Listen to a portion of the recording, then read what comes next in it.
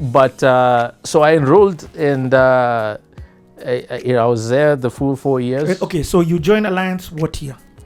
1993, February of 1993. February 1993. Yeah, about mid-February, because I remember the most kids enrolled first or second week of February. Of February, yeah. Yeah, so Form 1's always reported in February, not January. Okay. So we had a nice 3-4 month break after KCPE before we reported to high school. So did you feel, first and foremost, you've not joined, then now you've joined. Did you feel, and then this is the Alliance High School. So it's not, it has a weight to it. The name of that school, the Massive, prestige of that school, the history of that school it comes with a weight. And then on top of that, you've got the brightest students across the country who have gotten into that school. So like, I want to hear about your experience of Alliance. And from an honest perspective, was it just Yani, you know?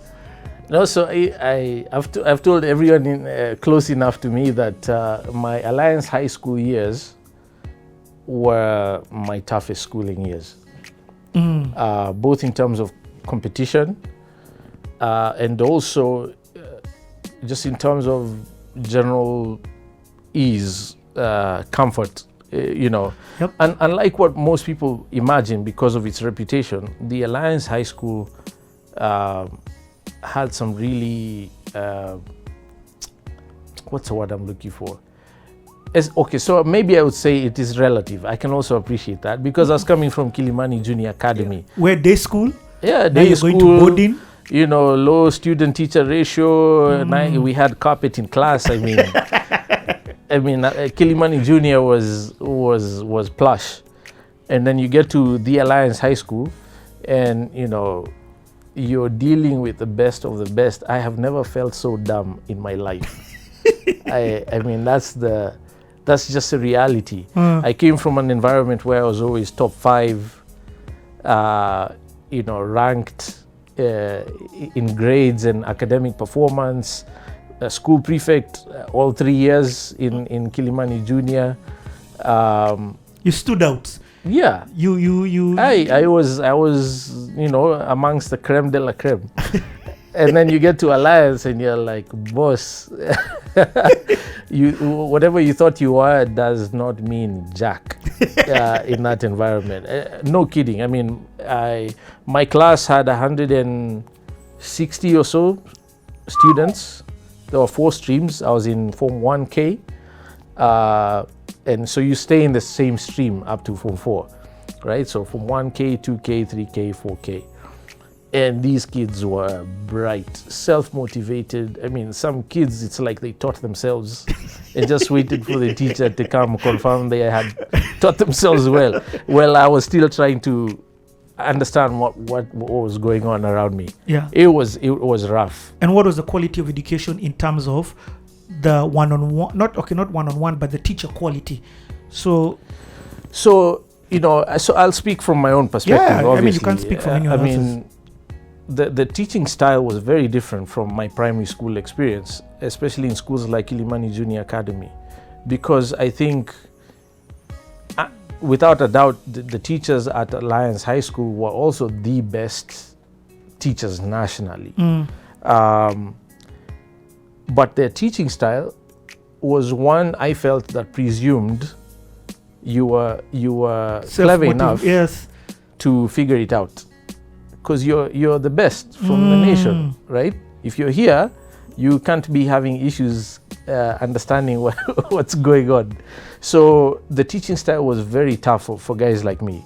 And you know, 2 other guys from Kilimani Junior made it to Alliance as well. Clarence Bricklin Ogada, no surprise, and Ahmed Buika, dear friend of mine back in, I haven't seen him since since high school actually. We had a tough time. I think Clarence fared the best of the 3 of us from Kilimani Junior. It was a very difficult learning style. you had to be extremely self-motivated. There was no hand-holding. There was no grace to explain to you, while other kids are moving on. There was no time. Either you move as a herd or you get left behind, And it was brutal because all these guys knew they were sharp. They were sharp guys. So that made for it was an intense environment, which was tough for me psychologically. It took me a long time to settle into my academics in Alliance High School. And even then, I didn't perform very well in general, yeah. And how was the shift from...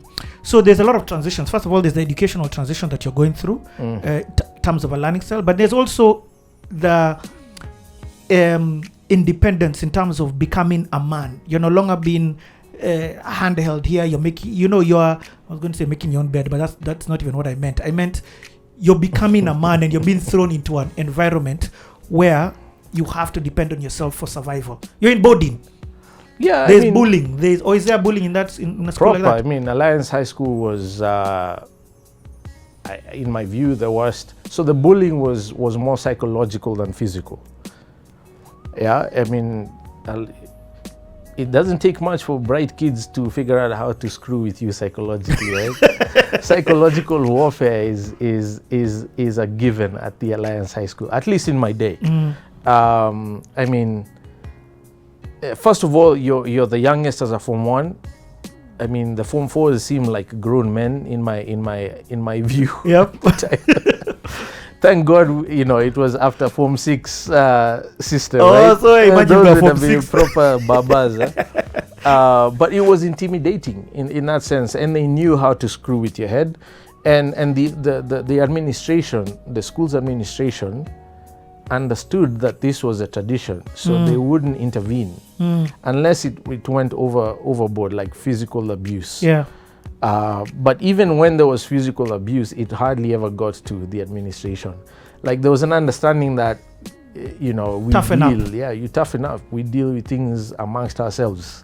There's no, being crybaby to go tell the teachers unless they got wind of it somehow. So it was really rough, man. For me particularly, I reported to school on a Thursday. It was a Tuesday morning, and the next Saturday, the very first weekend, my parents came to visit with my sisters, because when I left home, my sisters were in school, so I never got to say goodbye.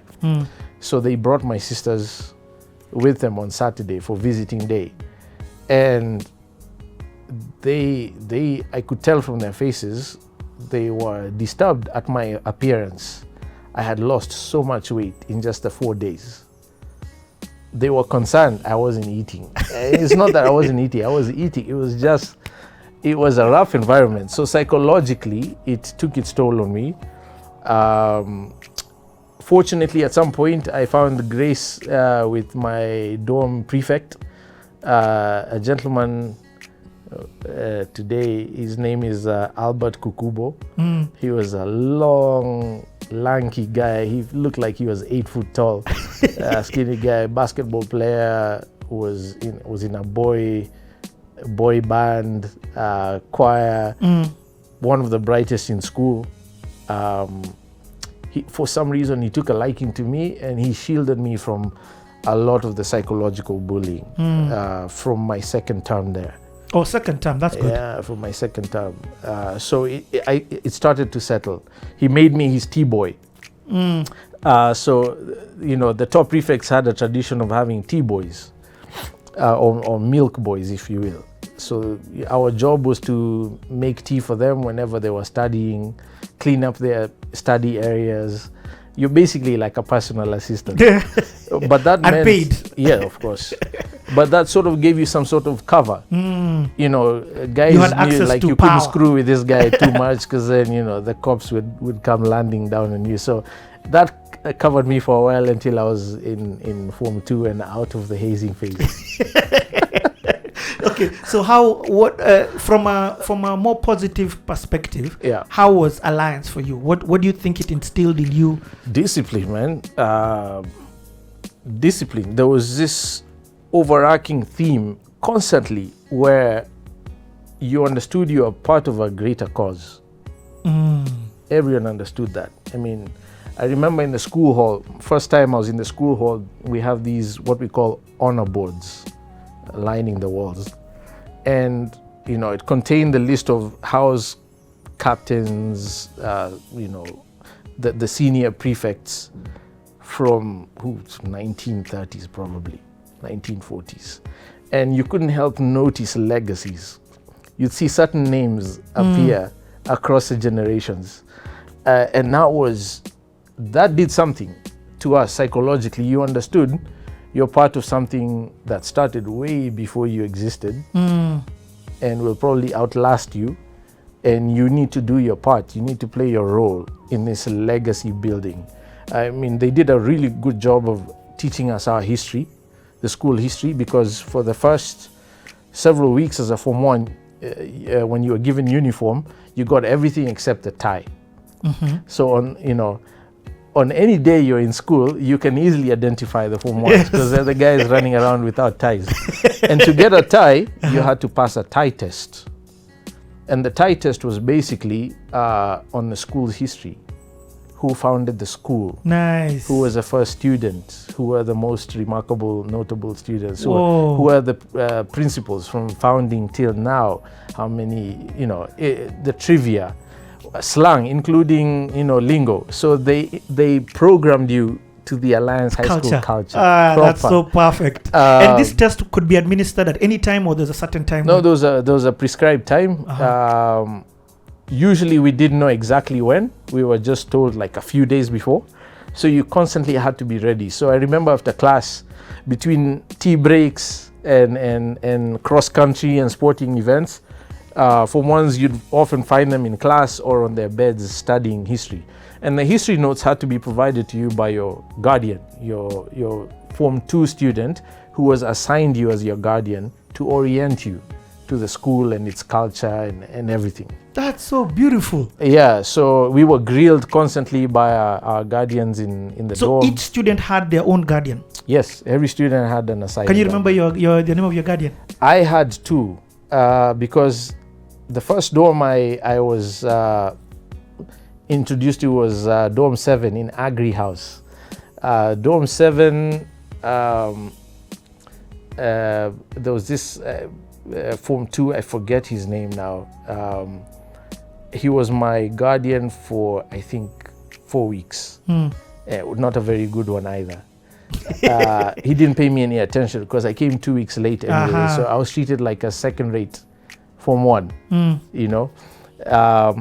and then I got assigned a different guardian, a gentleman called Eric Mbaya. Was that by choice? Not Eric, Martin Mbaya. Did you go and ask for a different guardian? I did, yeah. I did, because it was becoming obvious I wasn't up to speed with the school history and the trivia and the culture and so on. I didn't even have my own book to study. I was borrowing notes from others and taking my own notes. And so I was assigned Martin Mbaya. So Martin actually had two Form 1s. He was a guardian too. Nice. I was the second, and I bumped into him a couple weeks back. Our kids happened to go to the same school. That's crazy. Just to note, by the way, I didn't throw this in your intro, but you're a husband to one, and you're also a father of 3. Yes. Yes. I am privileged to be so. That's a whole other journey by itself. Yeah, and we'll get there. That's why I love this city. We have time. So, So Martin Mbaya, you bumped into him. Martin. So anyway, bumping into him took me back to those days, and he was a kind soul. Martin, honestly, I haven't met many human beings of that quality. He was a kind, a gentle soul. He was the only Form 2. Actually, he was one of only 2 Form 2s. The other was Christopher Musangi. He was the only Form 2 who never hazed. I never saw him abuse a Form 1 ever. He was a decent soul. And he was kind to me. He helped me as much as he could. And then I was moved to Dorm 6. which is famous in Alliance High School for being the lowest altitude dormitory near the fence close to the girls' high school, in the middle of trees and everything. And then I was assigned a different guardian. So it was interesting, just being bounced around until I settled. Yeah. And so I spent the rest of my time at Alliance High School being a member of Dorm 6. Okay, let me ask you. There's this, and I'm sort of understanding that pride in I went to Alliance. That's out there, the narrative that's out there. Yeah. I'm also understanding, and a lot of it comes to just the way you're instilled into the school, the way you're inducted into the school, which I think is brilliant because it starts with history. I think the importance, even in CTA, the reason why I ask you about your upbringing, history, understanding your history, yeah, it plays such a huge important part in when the conversation progresses later on. Absolutely. I just interviewed Captain Chris Karaoke, and one of the things that he talks about is how he went to Lenana, and during his time, a lot of people flew out, and therefore he doesn't have that peer-to-peer relation with his peers, people he went to school with, in terms of they're not in government offices, they're not in places. Been an Alliance alumni, how has that been like now in your adulthood? Post-Alliance, I mean, same experience. I'm part of that generation where everyone flew out. It felt like everyone left for the US, Canada, London or Australia for school. So we lost touch with each other. For instance, my dorm mates, whom I felt we had a warm relationship with each other, even the lower classes. I haven't had much interaction with them. And of course, as life happens, as you become men and grow, interests change, you don't have as much in common anymore, and you haven't been in touch with each other. It's difficult to reconnect. But, a few years back, we had our 20th anniversary sort of get together. 20 years since we left high school, 2016, where I'd say maybe close to 100 of the guys showed up. And so for the first time in 20 years, you're meeting the guys who you were in the trenches with. And of course, now we have the WhatsApp group. Oh, nice. Very active. So was that WhatsApp group formed as part of that? Yes, it was formed specifically to trace guys. Where is whoever? What happened to whoever? And it's specific to your year? Yes, class of 96 only. I mean, there's a larger group for the school in general. Yes. I think they call it a bushfire. But every class, as far as I know now, every class has its own WhatsApp group. Nice. And it's all coordinated with the old boys club, who then know how to disseminate information and bring guys together for a common cause. Okay. So it's been interesting because unsurprisingly, a lot of guys are all over the world being the best at whatever they're doing. Exactly. I mean, you're an Alliance student in government. You're an Alliance student not in every arm of government, in every arm of business. My God, I mean, if I gave you just a cursory list of just take local blue chip companies, it's disturbing. So the most notable one for me is class of 94.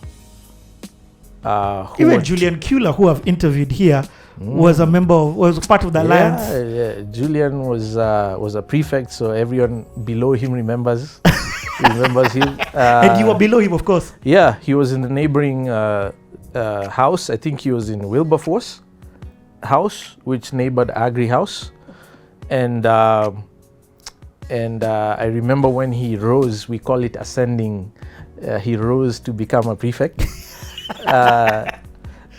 So he's a memorable guy because he was also gentle back then. He was like the chilled, quiet guy. We sort of had a sense he was from an affluent family just because of the way he carried himself. But his class, for instance, you talk about Julian Kula, Edwin Dande of Saiton, James Mwangi of Centum, I mean, the list goes on and on. Yo. Same class. You talk of the other James Mwangi of Dalberg, head of Dalberg Global. Yes. Yeah. You talk about the NCDA. Edwin Masharia, who is head of, I think Edwin has taken over from James as head of Dalberg. If my memory serves me right. Same class. It's insane. Yeah. It's insane. So when you look at life in general, the Alliance High School did its job. And I would say maybe it's not as felt as one might expect, and there's probably different reasons for that. But I do know of several groupings of Alliance High School alumni who do life together. They're investing in each other's businesses. They are contributing to society together, and that all stems from that hard, cultivation of the culture. And our slogan was strong to serve. Those 3 words have stuck with every member of the Alliance. I mean, I meet 80-year-olds today who went to Alliance High School, and we speak the same language. Yo, it's amazing how much of the Alliance DNA was instilled in you and still sticks with you till today. Yeah. Even when we're not aware. Yes. It's part of what happens to you as you're growing up, especially. And you're part of an environment, a culture, a way of thinking and doing things. It gets into you. You get marinated in that. And even subconsciously, there's bits of that you carry along with you for the rest of your life. I'll give you an example of something like your timing. So Lo, you're one person who I know will always be on time. So even like today coming for the shoot, I was just like telling Derek, listen, time is a factor to consider. Yes. And that's unique. I mean, you know what they say about Africans and African. In fact, they call it African timing. So the whole discipline factor in how you do business, in how you do life, in how you do different things. I think, are you trying to tell me a bit of it, of course, was instilled at this time? Yeah. I mean, one of the things that haunts me today, if I hear a church bell, those big bells gonging, takes me right back to Alliance High School. That thing rang on time every day. And it was being rung by another human being. The bell ringers, the timekeepers, usually they were Form 2s, were given the responsibility to ring the bells between classes for break, wake up time. I mean, you could not muck around with time. And that carries through. I know some of us lost it along the way because we got into environments where it wasn't as regimented. But unfortunately for me, I ended up in the US where I worked in environments where you were not on time, you missed your opportunity, you missed the bus, you got fired. My last place of employment, if you're not in the office by 6:45 a.m., you're told even if it's like 6:45 and 6 seconds, you're told don't touch that door, turn around, go back home. Oh, dude, hold on. Okay. Yeah. That's a nice precursor to what's coming. Yeah. So let's transition then now out of this period of Alliance. And let's now begin talking about what happens next. How do you do in your KCSE, sorry. Yeah, Kenya Certificate of Secondary Education. Yes. I scored a B+. To Alliance, that's a fail. I know it sounds crazy, but Alliance is... Yes. But a B+ is amazing in life. Yes, I think it depends. It depends on what you do with it. I mean, just because you perform well in academics does not necessarily translate to success in life. I fully agree. In fact, let me ask you, at this time of high school, do you have an idea of this is what I want to be in life? This is the direction that I'm looking at pursuing in life? Yes, it was very clear to me that I wanted to be an architect right from Alliance High School. One of the subjects I gravitated to was drawing and design. Was one of the optional choices, and very few students took that one up because you had to be gifted in a sense with the arts, you had to be interested in the technicalities around design. I think we were a total of maybe 10 or 12 students. Whoa. For drawing and design in terms of sitting the KCSE exam. And I was only one of 2 straight A's at drawing and design. So despite, again, I can't believe I'm saying B+. Any other school I'd be like, but just because of Alliance, the expectation, you know what I mean? But you're saying you gravitated towards the creative design. Yes, for architecture, and arts, and you were pretty excellent at it. I was always good with drawing. I mean, my mom used to keep drawings I did as a 4-year-old that she used to take to my grandma as gifts when she went to visit her. And she said from a very young age I was able to draw people. I'd draw a big circle, typical child drawing. Round, the body is round, 2 eyes, nose, mouth, legs and feet. And to her that was remarkable. And I think it runs in the family, at least with my siblings. And so I always had an affinity for the arts and the creative space. So, I think being in the Alliance High School, it was automatic, therefore, that I would gravitate more towards a technical art as opposed to just the free-spirited art side, because there was heavy emphasis on the professional field. Yes. Doctors, engineers, whatever.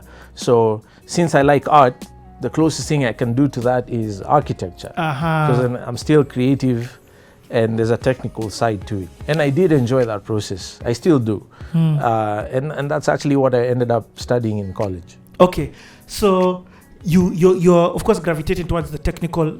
For people who may not understand that we're talking about, rather than just be somebody who draws somebody, which is a skill on its own, you are looking towards the architectural direction. Design. So you finish, you get a B+. What year is this? This was 1996. And then now what? Where are you looking at going to university? So we were waiting for placements, but I scored too low for architecture. Locally.